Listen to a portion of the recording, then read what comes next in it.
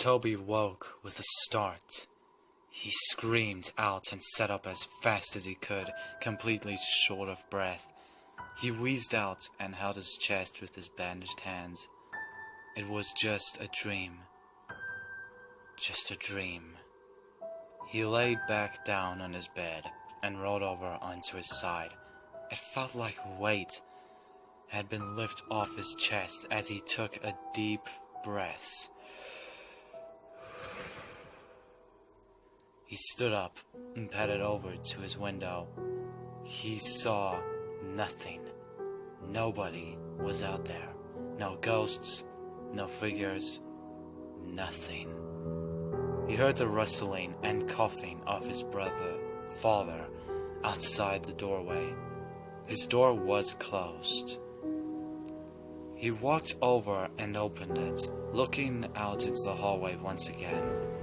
He padded down the hallway and into the kitchen, where he found his dad standing and having a smoke in their living room.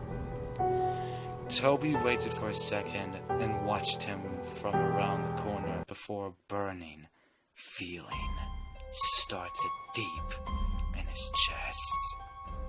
Deep, boiling anger took over him. He heard the little imaginary voices in his head. Do it! Do it! Do it! He turned away and held his arms. He felt like he actually had control of himself, unlike he did for the past few weeks since he got home from the hospital. He actually had complete thoughts for just moments before the chanting of the little voices in his head clouded them. Kill him! He wasn't there!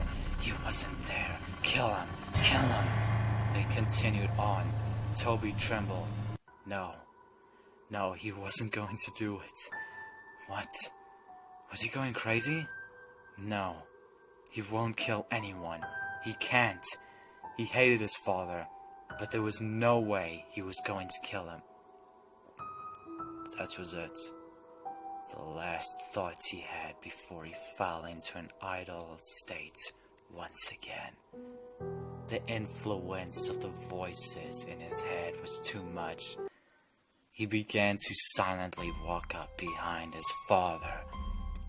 He reached up over the corner to the knife in the case. He gripped it in his hand. He felt the sensation take over his chest. He let out a snicker.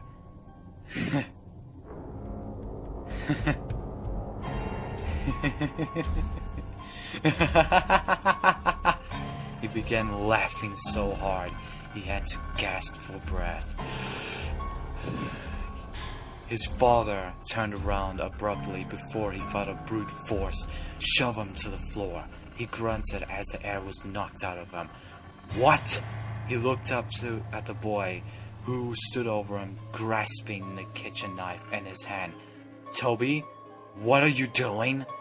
He went to sit up and put his arms out in front of him in self-defense, but before he knew it, Toby was on top of him. He went to grab his neck, but his father reached out and blocked his hand, grabbing onto his wrist. Stop! Get off me, you little he yelled. With his other hand, he threw an off-center punch towards Toby's shoulder. But he didn't stop. The look in Toby's eyes was not sane. It looked as if a demon had taken control of him.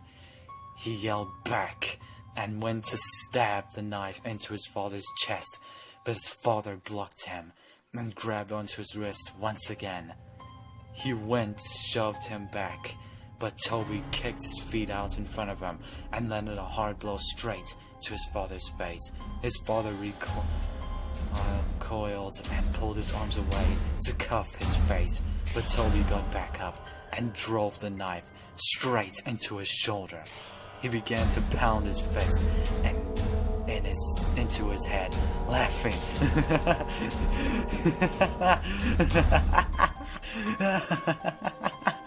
And wheezing, he cracked his neck and snapped the knife and ripped it out of his father's shoulder.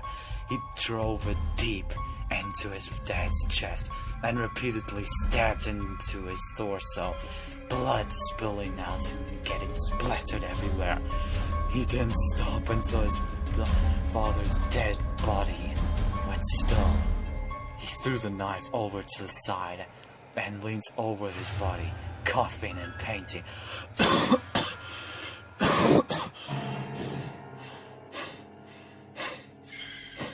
He stared at his father smashed in the face and sat there twitching until a loud scream broke the silence. He looked over to see his mother, standing a few feet away, covering her mouth, tears streaming down her face.